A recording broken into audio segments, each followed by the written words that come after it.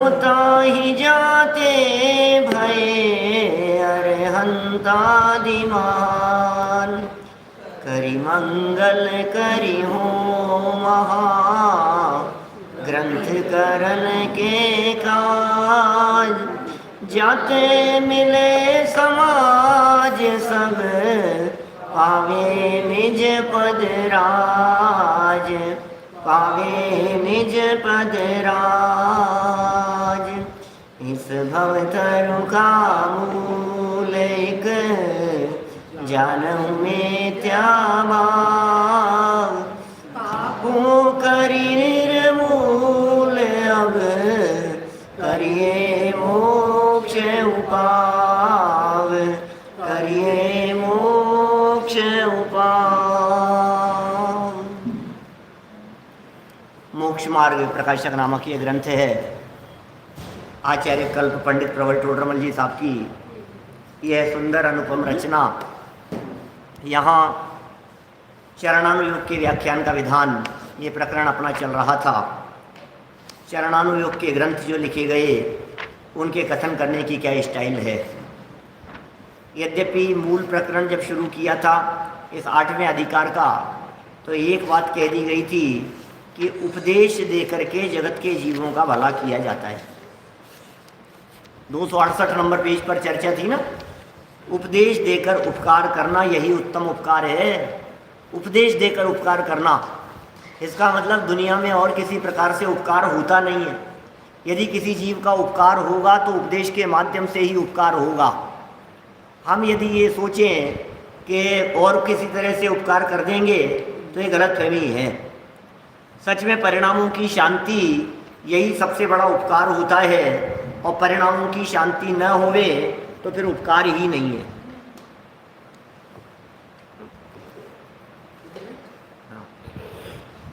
परिणामों की शांति नहीं होवे तो फिर उपकार क्या है, फिर तो कुछ भी नहीं है। क्या नहीं, देखिए इसी तरह से यहाँ जो चरणानुयोग का जो प्रकरण चल रहा है, इस चरणानुयोग के प्रकरण में भी उपदेश देने की बात कर रहे हैं। अब यहाँ पेज नंबर 278 जहाँ चर्चा चल रही है उसे देखिए आप। कल हमने इतना प्रकरण पढ़ लिया था कि निश्चय धर्म में ग्रहण त्याग का कुछ विकल्प नहीं है। निश्चय से जो धर्म है उसमें तो न ग्रहण होता है न त्याग होता है, और निचली अवस्था में विकल्प टूटते नहीं हैं। तो फिर क्या करें कि जब निचली अवस्था में विकल्प टूटते नहीं है, इसलिए धर्म विरोधी कार्यों को छुड़ाने का और धर्म कार्यों को ग्रहण कराने का उपदेश देते हैं। धर्म विरोधी कार्यों को तो छोड़ने का, और जो धर्म कार्य हैं उनमें लगो, ये उपदेश दिया जाता है। वो उपदेश भी दो प्रकार का है। कल दोनों पॉइंट पढ़ लिए थे अपन ने। पहला पॉइंट था केवल व्यवहार ही का उपदेश, और दूसरा पॉइंट था निश्चय सहित व्यवहार का उपदेश। जो लोग बिल्कुल ही नादान हैं, कुछ भी नहीं समझते हैं, उनको तो केवल व्यवहार ही का उपदेश देते हैं, भैया मंदिर आया करो तुम, ऐसा उपदेश है ना।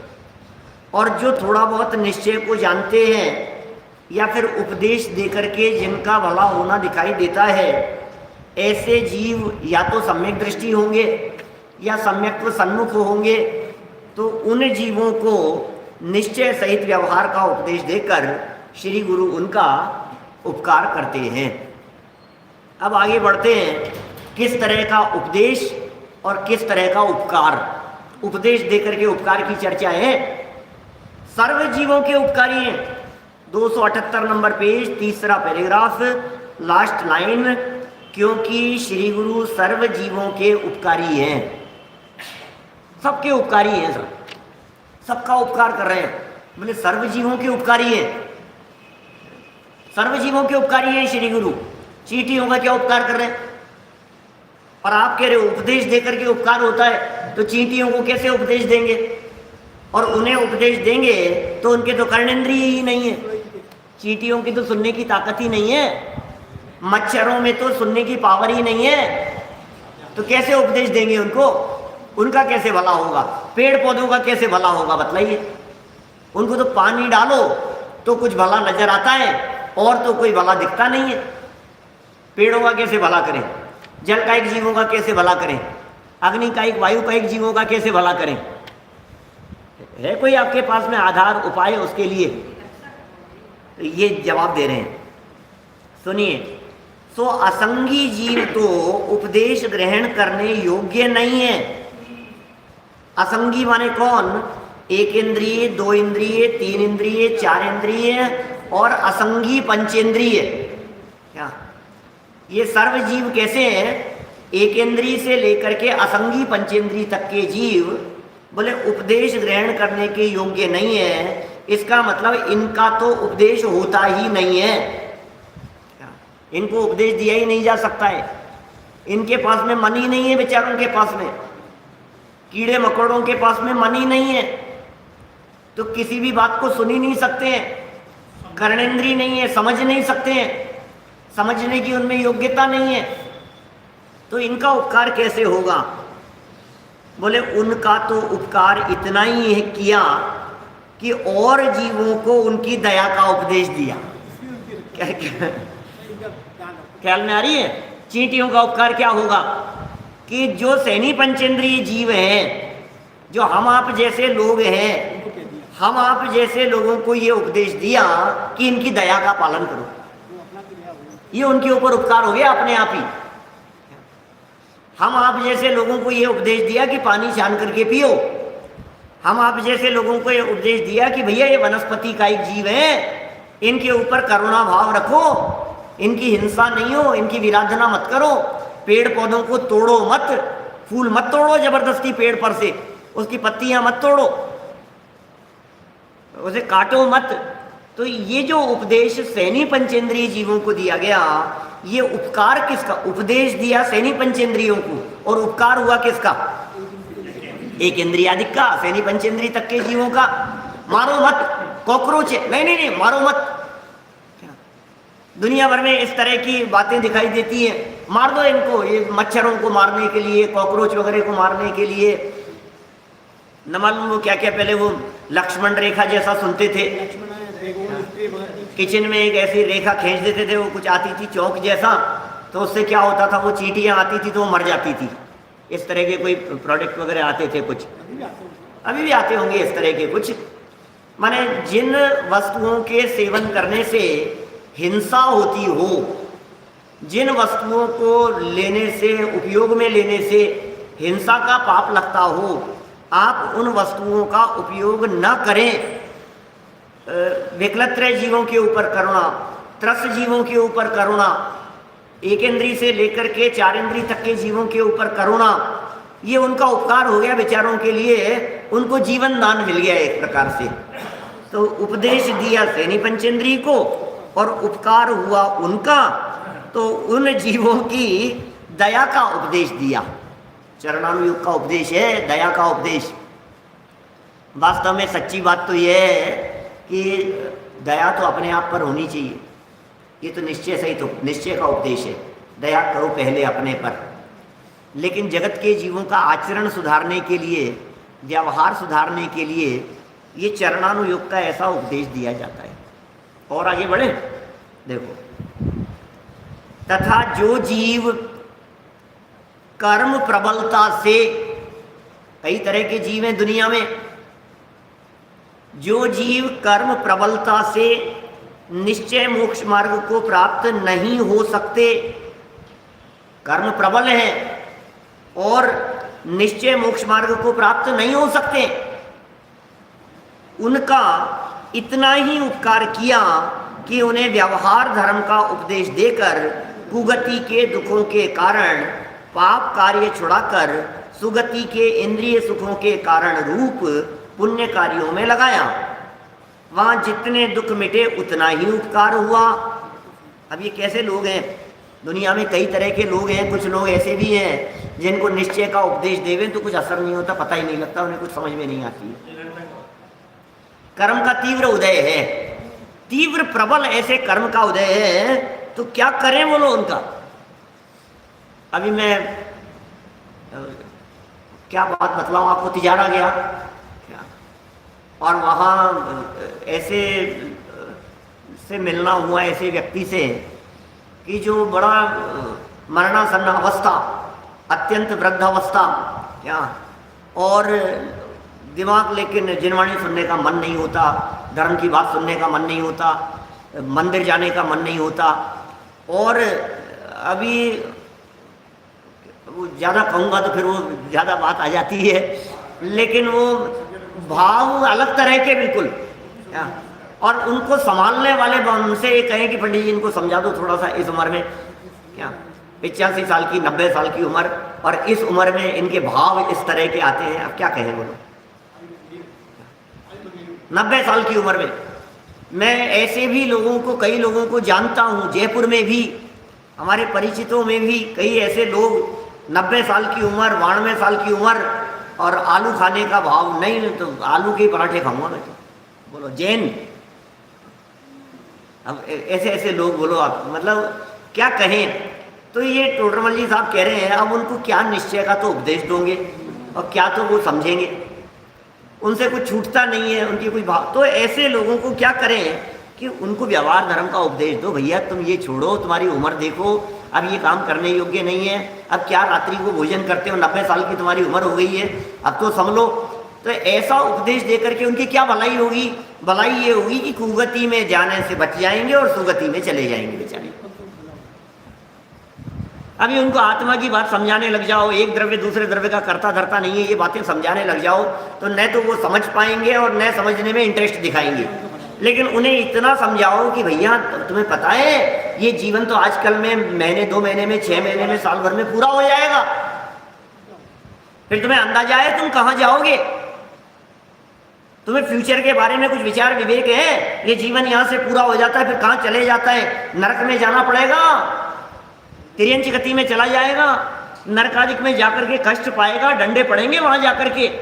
ये जब बात वहां बतलाई गई उन्हें, तो साहब क्या करूं, बच्चे ने बोले एक काम करो, कम से कम इतना तो छोड़ो, अभी क्या दम है, दूसरी बहुत चीजें हैं खाने के लिए, खाने खाने में जिंदगी हो गई, 90 साल तक खा रहे हो तुम, आप कब तक खाते रहोगे।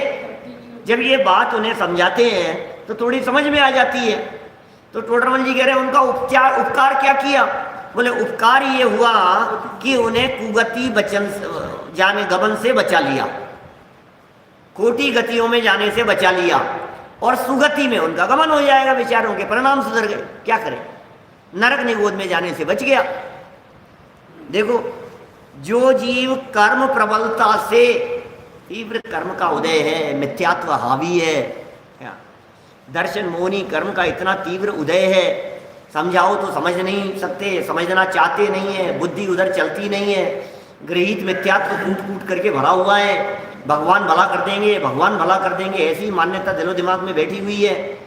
सब देवी देवताओं को मानता है, अपने दिमाग में वही बातें धरी है। ये कहते हैं कर्म प्रबलता से निश्चय मोक्ष मार्ग को प्राप्त नहीं हो सकते। कैसे कैसे निश्चय मोक्ष मार्गी होंगे? जिनसे अभी समझ लीजिए शराब नहीं छूट रही है, वो कैसे निश्चय मोक्ष मार्ग को प्राप्त होंगे? जो जुआ खेलना जिनसे नहीं छूट रहा है, मदिरा पान जिनके लाइफ स्टाइल के अंदर रूटीन बना हुआ है, अब कैसे वे धर्म समझेंगे? निश्चय मोक्ष मार्ग को प्राप्त नहीं हो सकते। उनका इतना ही उपकार किया, कितना, इतना ही उपकार किया कि उन्हें व्यवहार धर्म का उपदेश देकर, व्यवहार धर्म का उपदेश देकर मतलब कैसा? जो ऊपर बतलाया था, धर्म विरोधी कार्यों को छुड़ाकर और धर्म साधन आदि कार्यों को ग्रहण कराकर, ये व्यवहार धर्म का उपदेश देकर। भैया समझ लेना एक बात, ये बात चरणानुयोग वाली, और ये जो उपदेश देकर के उपकार करने की बात कही जा रही है, ये आत्मार्थियों के लिए नहीं है। जो आत्मार्थी लोग जमीकंद का सेवन नहीं करते, रात्रि भोजन नहीं करते, शुद्ध सात्विक जीवन जीते हैं, वे इतने मात्र से संतुष्ट नहीं हो जाना, ये धर्म नहीं है, ये व्यवहार धर्म है। और निश्चय के बिना व्यवहार धर्म सच्चा होता नहीं है। कहीं ऐसा नहीं हो जाए कि आप अपने आप को धर्मात्मा मान करके बैठ जाएं और संतुष्ट हो जाएं कि हाँ हम तो बहुत धर्मात्मा, अरे साहब पंडित जी ने कहा था देखो। ये उपदेश आपके लिए नहीं है, ये उपदेश हमारे सुनने वाले श्रोताओं के लिए नहीं है, ये उपदेश तो आपको इसलिए दिया जा रहा है कि आप अपने समाज में, आप अपने परिचित लोगों में ऐसा कोई व्यक्ति देखें तो उन्हें इस प्रकार का उपदेश आप देवें। भाई साहब, प्रमोद जी भाई साहब, क्या धर्मचंद जी साहब, आपके आस पड़ोस में यदि जैन समाज के कोई लोग ऐसे दिखाई देवें जिन्हें निश्चय धर्म नहीं होता दिख रहा है, तो उन्हें भी इस प्रकार का व्यवहार धर्म का उपदेश आप दीजिए। प्रदीप जी साहब, समझ में आ रही है? आप अपने परिचित रिश्तेदार लोगों में ऐसा उपदेश दीजिए। ये आपके लिए नहीं है ये उपदेश, हर्षवर्धन जी। क्या माने ये कोई व्यक्ति ये समझेगी साहब मेरे लिए, अरे भाई अपने लिए नहीं है। क्या साहब, मास्टर साहब, किसके लिए है ये उपदेश? आप अपने घर में ये उपदेश दो, उनके लिए है। देखो, व्यवहार धर्म का उपदेश देकर कुगति के दुखों के कारण पाप कार्य छुड़ाकर, अब हमारे पिताजी हैं, हमारे ताऊजी हैं, हमारे दादाजी हैं, हमारे नाना जी हैं, अब क्या करें? अब उनका उपकार कैसे करें अपन? उन्होंने कोई धर्म पढ़ा ही नहीं जीवन भर, तो उन्हें अंत समय में इस तरह के कुछ त्याग कराओ, नियम दिलाओ, धीरे धीरे उनका उपयोग बदलने की चेष्टा करो, रणमोकार मंत्र का उनको अर्थ बतलाओ। समझ में आ रही है बात? आलोक जी भाई साहब, क्या करें बोलो ऐसे लोगों के लिए? हमारी तो उम्र कम है अपन लोगों की तो, लेकिन बुजुर्ग लोगों से तो आमना सामना होता ही है ना, समाज में परिवार में दिखते ही है ना ऐसे लोग, उनका कैसे उपकार करें? उन्हें अभी आत्मा की बातें भी जहाँ बीच बीच में समझाओ भी कि तुम शरीर नहीं हो, तुम आत्मा हो। उन्हें ये बात समझाओ कि यही मरण हो जाएगा तो यही पूरा नहीं है, अगला भी जन्म है, फ्यूचर आगे भी है। ये 2 साल का फ्यूचर नहीं बचा है आपका, आगे भी अनंत काल है, कौन सी जगह पर जाना है? थोड़ा तो अपने जीवन को बदलने की चेष्टा करो, अंत समय है। क्या खाने खाने के लिए मरे जा रहे हो? प्यार से उनको समझाओ। ये कह रहे हैं दुखों के कारण पाप कार्य छुड़ाओ, जो दुख के कारण थे ऐसे पाप कार्यों को छुड़ाओ उनसे, और सुगति के और इंद्रिय सुखों के कारण रूप पुण्य कार्यों में लगाया। अब तो कम से कम इस उम्र में आपको प्रतिदिन स्वाध्याय की प्रतिज्ञा ले लेनी चाहिए। इस उम्र में तो आपको कम से कम ऐसा काम करना शुरू कर देना चाहिए, चाहे वो खान पीन संबंधी, और विशेष बात यदि मैं कहूँ तो खान पीन को छोड़ करके क्या स्वाध्याय की प्रेरणा दीजिए, थोड़ा सा पढ़ाइए उनको। ये उपकार बुजुर्गों का तो हो ही सकता है, आईएल जैन साहब सही कह रहे हैं, बच्चों का भी इस तरह का उपकार कीजिए यदि आप उपकार करना चाहते हैं तो। बच्चों को लगता है हमें अच्छा मोबाइल दिला दो, हमारे ऊपर उपकार हो जाए। अरे भैया बहुत उपकार है। अच्छा मोबाइल दिला करके, आईपैड दिला करके बच्चों को फीलिंग ऐसी आती है कितना उपकार किया है, उसमें वो उपकारीपन की फीलिंग आती है। लेकिन उन्हें ये समझाओ असली उपकार है आपकी सत्य समझ। असली उपकार ये है कि आपने यदि सत्य बात को समझ लिया तो फिर आपको दुख नहीं होगा, आपको तकलीफ नहीं होगी। आप क्या चाहते हैं बतलाइए? लाइफ में सुखी होना चाहते हैं या सुविधा चाहते हैं? सुविधा और सुख दो अलग अलग चीजें हैं। सात्विक ऐसा लगता है अपने को कि सुविधा मिलेगी तो सुखी हो जाएंगे, लेकिन बड़े पंडित जी साहब का एक वाक्य है, ब्रह्मचारी रविंद्र जी साहब का, संस्कारों के बिना सुविधाएं पतन का कारण हैं। संस्कारों के बिना सुविधाएं पतन का कारण है। हम नहीं कहते कि आप बच्चों को सुविधा नहीं दीजिए, सुविधा दीजिए। हम अपने बच्चों को सुविधा नहीं देंगे तो किसे देंगे?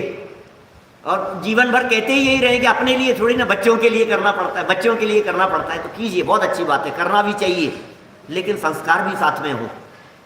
गलत रास्ते पर जाएंगे तो उन्हीं का जीवन खराब होगा, वही जीवन में दुख पाएंगे, वही कष्ट पाएंगे। इसलिए क्या उपकार है उनके लिए कि उन्हें सत्य समझ हो, सही गलत की पहचान हो, सही चीज क्या है, गलत चीज क्या है, अच्छी लाइफ स्टाइल क्या होती है। अच्छी लाइफ स्टाइल ये नहीं होती है महंगे महंगे कपड़े, जेवर, सुविधाएं ये सब हो, ये अच्छी लाइफ स्टाइल। अच्छी लाइफ स्टाइल होती है अच्छे विचार, अच्छे विचारों से अच्छी लाइफ स्टाइल होती है, अच्छे संस्कार, अच्छा चिंतन, अच्छी सोच, ये जहां होगी, ये उपदेश है चरणानुयोग का।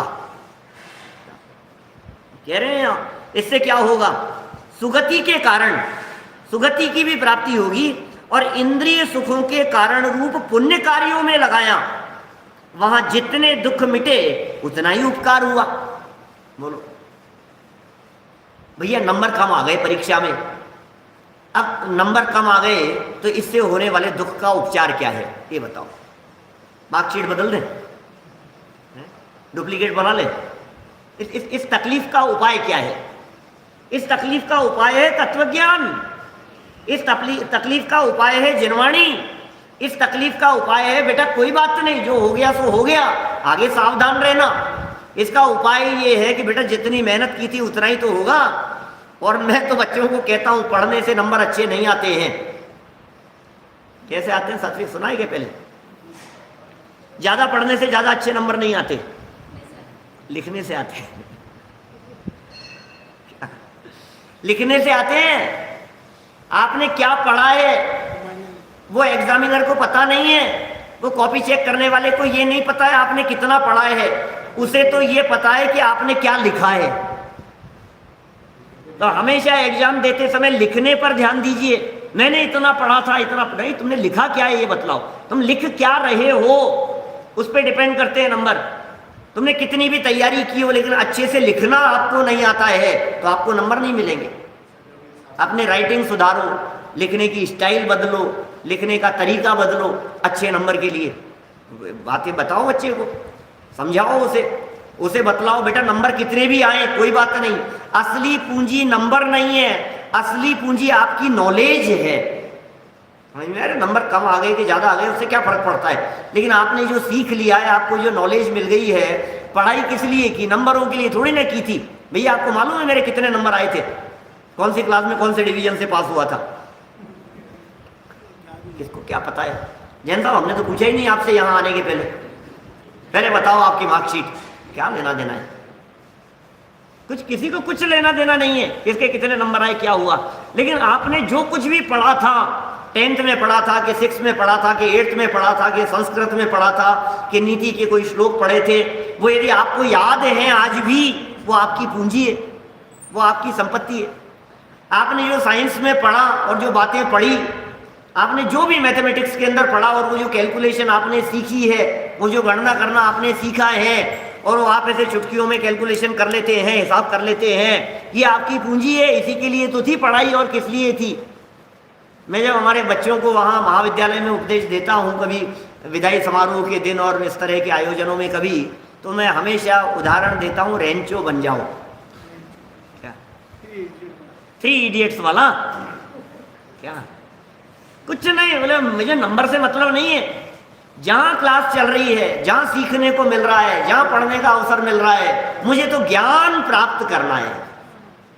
सीधी सी बात है, हमारा उद्देश्य तो सीखना है, नंबर नहीं है क्या?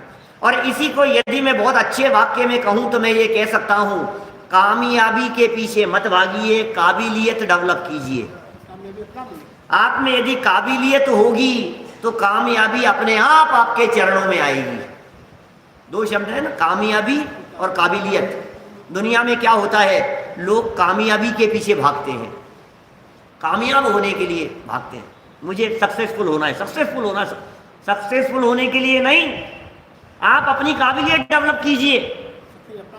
आप में हुनर होना चाहिए, आप में टैलेंट होना चाहिए। आप में यदि वो टैलेंट है, यदि वो डेवलप हुआ है, तो आप निश्चित मान करके चलिए आपको कामयाबी मिलेगी ही मिलेगी। तत्व ज्ञान सिखाओ, परिणाम शांत कैसे रह सकते हैं ये बच्चों को सिखाओ, क्रमबद्ध सिखाओ, बच्चों को ये बात समझाओ, उनके समझ में आ जानी चाहिए कि बेटा अपने ही किए हुए कर्म का फल है, कोई बात नहीं। ऐसा उपकार करो, ये कह रहे जो मिले, आपके भाई साहब हैं उनका उपकार कीजिए, आपकी वाइफ है उनका उपकार कीजिए, अपने हस्बैंड है उनका उपकार कीजिए, अपने बच्चों का उपकार कीजिए, अपने दादाजी दादी जी नाना जी नानी जी का उपकार कीजिए। कैसे उपकार करें ये टोडरमल जी साहब सिखा रहे हैं। असली बात तो ये है कि निश्चय धर्म का उपदेश देकर के उपकार करो, और निश्चय धर्म के उपदेश की योग्यता न दिखे तो फिर ये कुछ किंचित व्यवहार धर्म का उपदेश देकर के उन्हें पुण्य कार्यों में लगाओ। आप उन्हें तीर्थ क्षेत्र की वंदना कराने के लिए ले जाओ भैया, एक बस लेकर के, क्या करो एक आयोजन इस तरह का। बच्चे की शादी थी, बच्ची की शादी की, क्या, और कोरोना में किसी को नहीं बुलाया तो लाखों रुपया बचा लिया, तो क्या करना है उसका, है? ले जाओ सबको एक बार।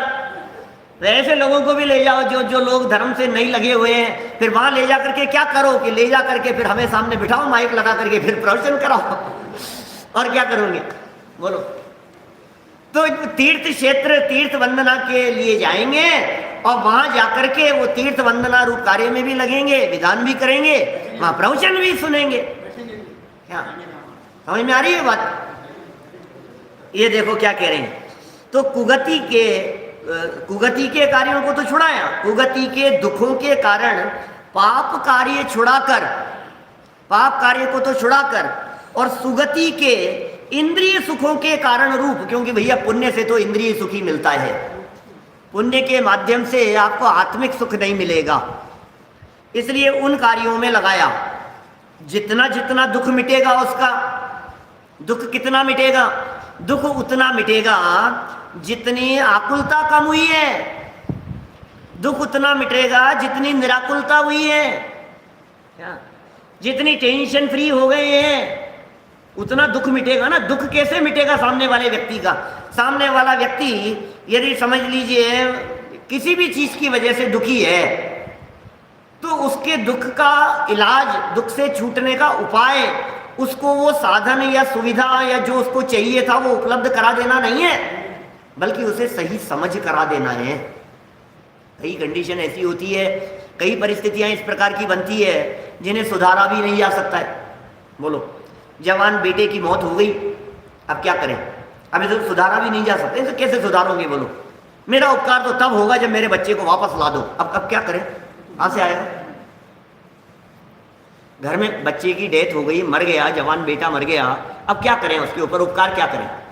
बोले यही उपकार है कि उसे सही बात समझा दो, भैया कोई बात नहीं, जो जितने समय के लिए जिसका संयोग है इतने ही समय के लिए रहता है, और तुम उनके जाने की वजह से दुखी हो, वो तो जहां जाना था वहां जाकर के मस्त हो गए प्राप्त पर्याय में। तुम अपने भाव को मत बिगाड़ो, बल्कि उसके चले जाने के बाद तुम्हें शिक्षा लेनी चाहिए कि जब वो 15 साल की उम्र वाला जा सकता है, जब वो 25 साल की उम्र वाला जा सकता है, तो तुम 45 की उम्र के हो गए हो, अब क्या कर रहे हो ये बताओ। ये शिक्षा लेनी चाहिए। अब तो जगत की आसारता को जान करके तत्वाभ्यास में लगो, ये बातें समझो। उपाय क्या है बतलाइए? उपाय यही है ना, पुण्य कार्यों में लगा। जितना दुख मिटेगा उपदेश देकर के उतना ही उसका उपकार हुआ, जितने उसके परिणामों में निर्मलता आई, जितना उसके परिणामों में शांति मिली, बोले इतना ही उपकार हुआ। और देखिए क्या कह रहे हैं, आगे बढ़ते हैं अपन। तथा पापी के तो पाप वासना ही रहती है। पापी जीव हैं, घोर पापी हैं, पाप में ही लगे रहते हैं, पाप वासनाएं उनके हृदय में रहती हैं और कुगति में जाता है। पापी व्यक्ति क्या करेगा? पापी तो कुगति में ही जाएगा, वहां धर्म का निमित्त नहीं है। कहां पर? कुगति में धर्म का निमित्त नहीं है। वो पापी था, पाप में ही लगा हुआ था, क्या करें? इसलिए परंपरा से दुख ही प्राप्त करता रहता है पापी व्यक्ति। क्यों कह दिया यहां? इसलिए कह दिया कि ऊपर जो पाप से छुड़ाने की बात कही थी ना, इसलिए कह रहे अब यदि आप पाप को छोड़ करके पुण्य कार्यों में नहीं लगेंगे तो पापी की तो यह दशा होती है। धर्म का तो निमित्त है नहीं। डायरेक्ट यदि भाई ऊपर जिस व्यक्ति की बात कही है, कर्म की प्रबलता वाले व्यक्ति की, कर्म की प्रबलता थी, पाप में लगा रहता था, रचा पचा रहता था, उसे जो धर्म का उपदेश दिया उस पापी व्यक्ति को और पुण्य में लगाया, तो कोई व्यक्ति कदाचित ये कहे कि आप पुण्य में क्यों लगा रहे हो, आप तो धर्म कराओ ना। बहुत सारे साधर्मी ऐसी बात कह सकते हैं, यार ये क्या किया आपने, पाप से बचा करके पुण्य में लगा दिया, तो पुण्य में अटका दिया ना आपने उसको, धर्म कराना चाहिए था। कोई हमारे आध्यात्मिक प्रवक्ता, आध्यात्मिक रुचिवंत, स्वाध्यायी आत्मार्थी व्यक्ति ये विचार तो मन में कर ही सकते हैं, अरे यार पंडित जी आपसे ये उम्मीद नहीं थी कि आप इन्हें इनका पुण्य कार्य का उपदेश दोगे, आप भी पुण्य का उपदेश दे रहे हो, धर्म का उपदेश दो आप तो टोडरमल जी ये कह रहे हैं। भाई साहब पापी है, पाप वासना ही रहेगी तो कुगति में चला जाएगा, और वहां धर्म का निमित्त है नहीं, और परंपरा से दुख दुख दुख दुखी प्राप्त करता रहता है, वर्तमान में भी करेगा, भविष्य में भी करता रहेगा। तथा पुण्यवान के, हमने पुण्य में क्यों लगाया है वो बतला रहे हैं, पुण्यवान के धर्म वासना रहती है और सुगति में जाता है, इसलिए पुण्य में लगा रहे हैं। तो साहब सुगति में चला जाएगा तो कौन सा निहाल हो जाएगा, सुगति में भी चला जाएगा तो कौन सा कल्याण हो जाएगा उसका, कि नहीं। सुनो, वहां धर्म के निमित्त प्राप्त होते हैं, इसलिए परंपरा से सुख को प्राप्त करता है। समझ में आ रही है बात।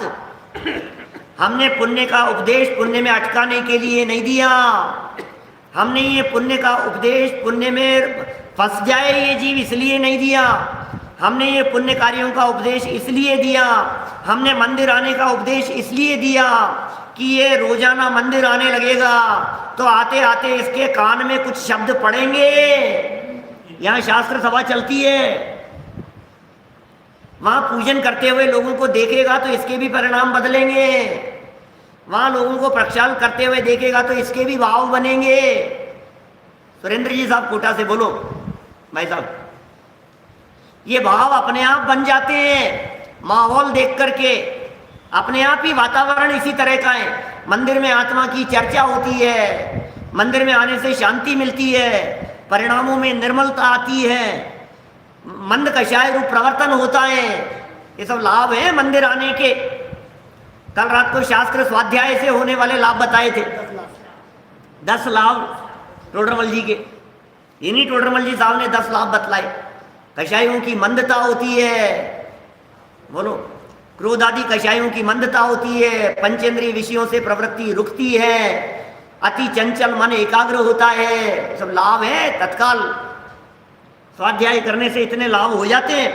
तो क्या कह रहे हैं टोडरमल जी साहब, भैया पुण्य में ऐसे ही नहीं लगाया, हमें कोई ना समझ रखा है क्या, हम भी जो बात कह रहे हैं सोच समझ करके कर रहे हैं, हमें पता है क्या करना है, जैसा मरीज वैसी दवा, हमें पता है इसे धर्म मार्ग में किस तरह से लगाना है, हमें मालूम है धर्म मार्ग में लगाने का उपाय क्या है। एकदम थोड़ी ना होता है, स्टेप बाय स्टेप होता है। किसी व्यक्ति ने कभी वजन नहीं उठाया हो, आप एकदम उससे कहो 70 किलो वजन उठाने के लिए, तो दूसरे दिन बैठ जाएगा वो। क्या करें, दंड बैठक लगाने के लिए कहा जाए, उठक बैठक लगाने के लिए कहा जाए, बोलो तो क्या होगा। पहले दिन 100 लगा ली तो फिर मजे मजे में लगा तो ली, तो चल फिर नहीं पाएगा, क्या होगा। एक्सरसाइज जो करवाते हैं, योगा करवाते हैं, जो भी लोग वो सब जानते हैं भाई, step by step by step, धीरे धीरे करके बढ़ो। एक दिन में नहीं, एक दिन में काम नहीं होगा, धीरे धीरे। वो कथन है ना पुराना पढ़ा हुआ बचपन में, माली सींचे 100 घड़ा, ऋतु आए फल होए, धीरे धीरे रे मना धीरे सब कुछ होए, माली सींचे 100 घड़ा, ऋतु आए फल होए। धीरे धीरे ही होगा। कोई सोचे, माली ये सोचे कि अच्छा मैंने आम का पेड़ लगाया है, एक काम करूं आज ही मैं इसके अंदर पानी पानी पानी पानी इतना डाल देता हूं कि फिर 3 महीने पानी डालने की जरूरत नहीं पड़े। भैया कुछ नहीं होगा, रोज सींचना पड़ेगा, रोजाना पानी डालना पड़ेगा।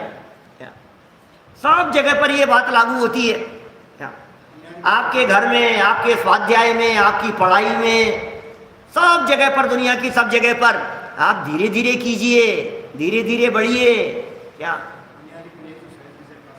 समझ में आ रही है क्या बात। धीरे धीरे पढ़ो भैया, धीरे धीरे पढ़ो।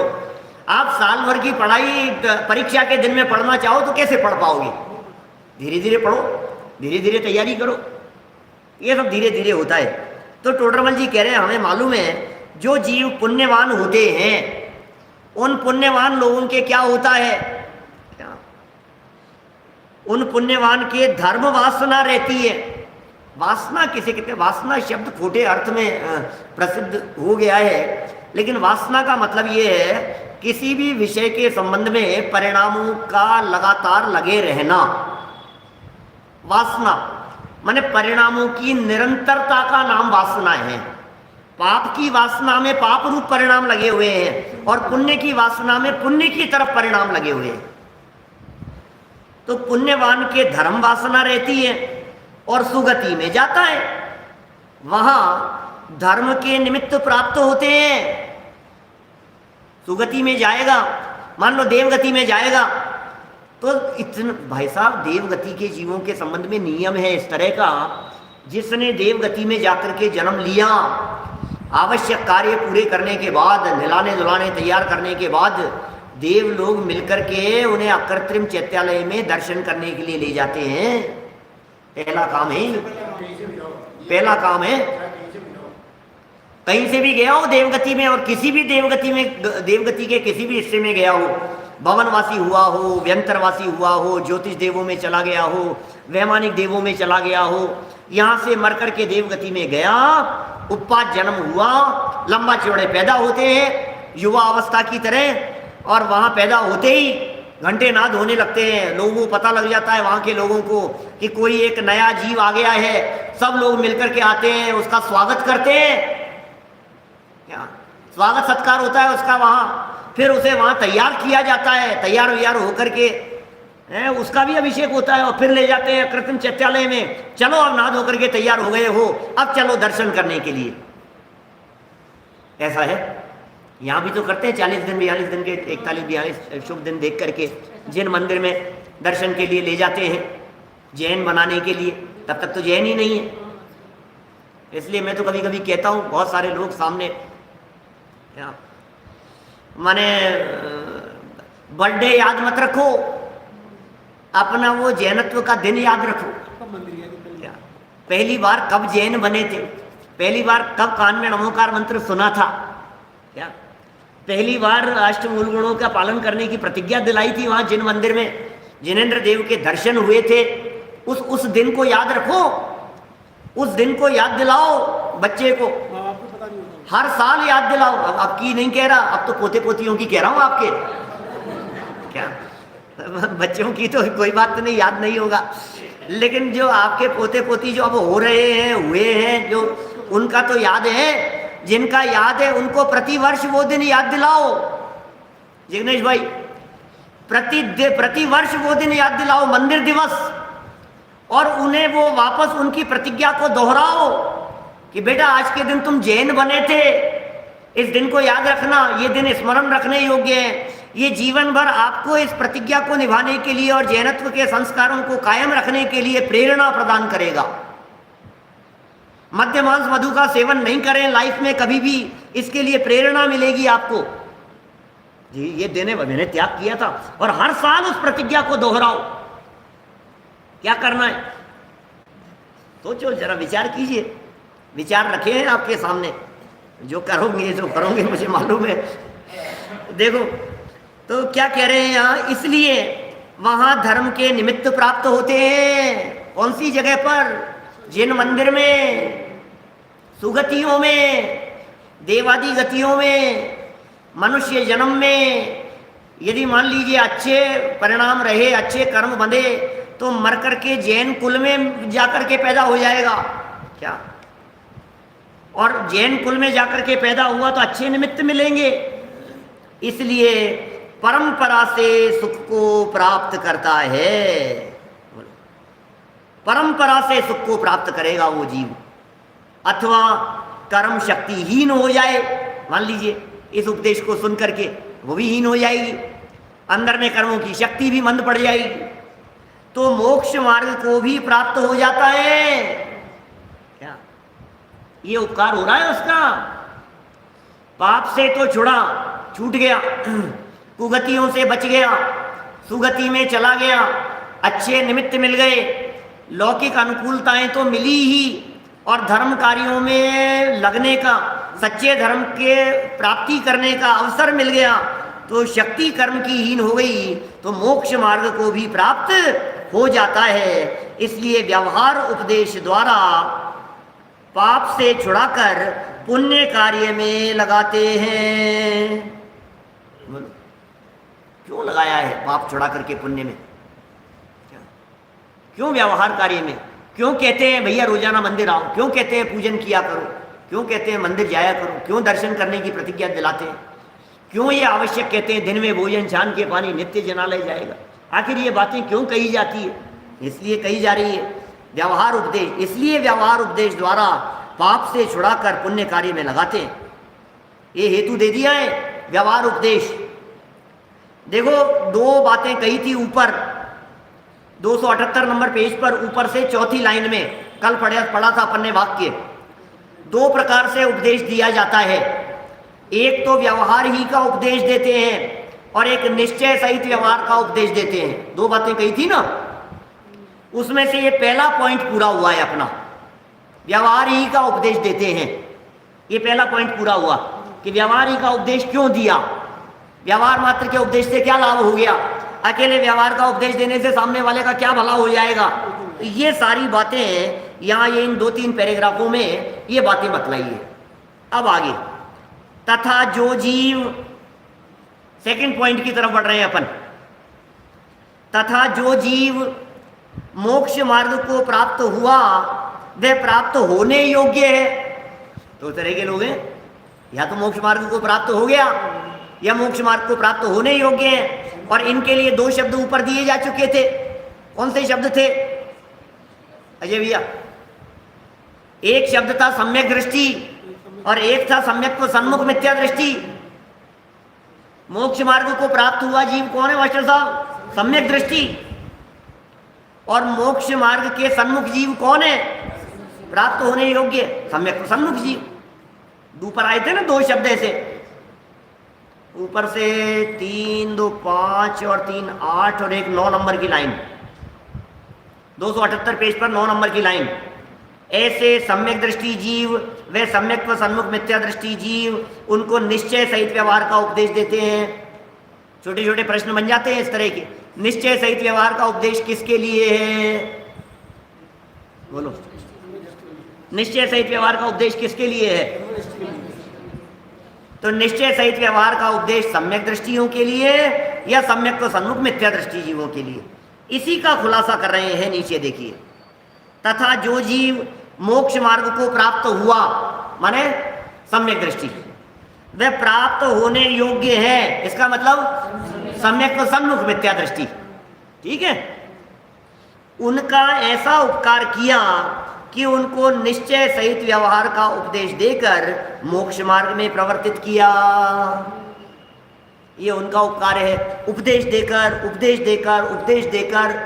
मैंने कहा स्टार्टिंग में 268 पेज पर जो चर्चा शुरू की थी उपदेश का स्वरूप बतला करके, वहां से लगातार टोडरमल जी साहब कह रहे हैं इस जगत में उपदेश से बढ़कर कोई उपकार होता नहीं है। क्या इस जगत में यही परम उपकार है? उपदेश ही परम उपकार है, इसके अलावा कोई उपकार होता ही नहीं है। हम क्या बतलाएं आपको? क्या सिर्फ उपदेश? क्या है यार, फिर उपदेश चालू कर दिया, फिर उपदेश। ये देखो ऐसा भी, तो इनका तो काम ही उपदेश देने का है। बच्चों को घरों में ऐसा लगता है बस मम्मी फिर शुरू हो गई, ये फिर इन्होंने उपदेश देना शुरू कर दिया। अरे भाई, असली उपकार ही उपदेश देना है, हम कर भी क्या सकते हैं?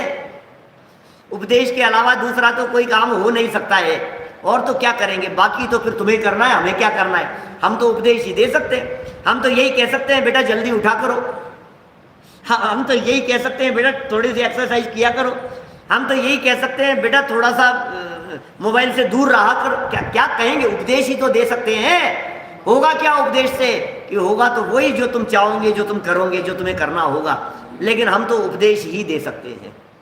टोडरमल जी कह रहे हैं श्री गुरु तो उपदेश ही देते हैं बस। तो उनको निश्चय सहित व्यवहार का उपदेश देकर मोक्ष मार्ग में प्रवर्तित किया। श्री गुरु तो सर्व का ऐसा ही उपकार करते हैं। क्या जैन साहब, श्री गुरु तो ऐसा ही उपकार करते हैं? अरे नहीं नहीं, आपका उपकार हो गया, आपने तो आशीर्वाद दे दिया बस हमारे को, अब तो हमारा उद्धार हो जाएगा। ये नहीं है क्या? किसी के आशीर्वाद देकर के किसी का भला नहीं, सच्चा उपदेश देकर के सद्धर्म वृद्धि हो तुम्हारी, ये उपकार है। धर्म वृद्धि हो, धर्म मार्ग में लगो, आत्म कल्याण के मार्ग में लगो। अरे इतना सा भी यदि वाक्य कह दिया, मैं तो कहता हूं आशीर्वाद देते हुए भी आप किसी को ये उपदेश दो, आशीर्वाद में उपदेश दो, धर्म में अपना जीवन बिताओ, मोक्ष मार्ग में आगे बढ़ो। क्या सच्चे सुख की प्राप्ति करो। तो ये क्या किया आपने? बोले आशीर्वाद देते हुए भी आपने उसका उपकार कर दिया, उसको उपदेश दे दिया। अब उसके यदि आशीर्वाद लग जाए उसके दिमाग में यदि ये बात स्मृति पटल पर छप जाए, आत्म कल्याण कर लेवे तो कर लेवे, उपकार तो यही है, और तो क्या करेंगे। तुम जियो हजारों साल, झूठी बातें हैं, लेकिन न हजारों साल, और कदाचित हजारों साल जी भी लो कोई बात नहीं, साल में दिन हो 50,000, ये तो बिल्कुल ही असंभव हो गई ना बात। क्या ये तो संभव ही नहीं है ना। माने कैसे कैसे कैसे उपदेश चलते हैं दुनिया। तुम जियो हजारों साल, साल में दिन हो 50,000, हजारों साल जीने की बातें तो कदाचित हो भी सकती है, क्योंकि हमारे यहाँ जैन परंपरा में विदेश क्षेत्र में रहने वाले चौथे काल के जीव, भोग भूमि के जीव, लाखों करोड़ों अरबों खरबों वर्ष की उनकी आयु होती है, तो कदाचित ये तो संभव है। लेकिन साल के दिन 50,000, ये तो सफेद झूठ है। ऐसा आशीर्वाद देते हैं, अरे सब झूठी बातें, कुछ नहीं, सच्चा उपदेश दो। श्री गुरु तो सर्व का, सब जीवों का, जगत में जितने भी जीव हैं सब जीवों का ऐसा ही उपकार करते हैं। कैसा? जैसा ऊपर पूरे पेज पर कहा गया है वैसा उपकार करते हैं। परंतु जिन जीवों का ऐसा उपकार न बने तो श्री गुरु क्या करें, हम क्या करें? तो 20 नंबर पेज को याद करो, और क्या करो। क्या इसके जो 20 नंबर पेज पर टोडरमल जी ने कहा था, उस बात को याद करो कि उनकी तो होनहार ही का विचार करने पर समता आती है। हम क्या करें? हमने तो बहुत समझाया था। बोलो ऊपर से 5वीं लाइन, जिस प्रकार बड़े दरिद्री को अवलोकन मात्र चिंतामणि की प्राप्ति हो और वह अवलोकन न करे, तथा जैसे कोढ़ी को अमृत पान कराएं और वह न करे, उसी प्रकार संसार पीड़ित जीव को सुगम मोक्ष मार्ग के उपदेश उपदेश उपदेश उपदेश शब्द है, उपदेश का निमित्त बने, उपदेश का निमित्त बने। हमने उपदेश दिया, श्री गुरु ने उपदेश दिया, और वह अभ्यास न करे तो उसके अभाग्य की महिमा हमसे तो नहीं हो सकती। तो श्री गुरु क्या करें? अगला वाक्य, उनकी होनहार ही का विचार करने पर अपने को समता आती है। ये करें श्री गुरु, और क्या करेंगे भैया? होनहारी का विचार करने पर अपने को तो समता आती है। श्री गुरु क्या करें? जैसा बना वैसा ही उपकार किया, इसलिए 2 प्रकार से उपदेश देते हैं। तो इस तरह से ये 2 प्रकार के उपदेश वाली चर्चा आज हमने यहाँ पूरी की, निश्चय और व्यवहार वाली। अब नीचे असली काम जो था, असली उपदेश का जो प्रयोजन था, उसकी चर्चा नीचे कर रहे हैं। उपदेश का प्रयोजन क्या है, उस चर्चा को कल आगे बढ़ाएंगे। अभी की बात को यहीं विराम देते हैं।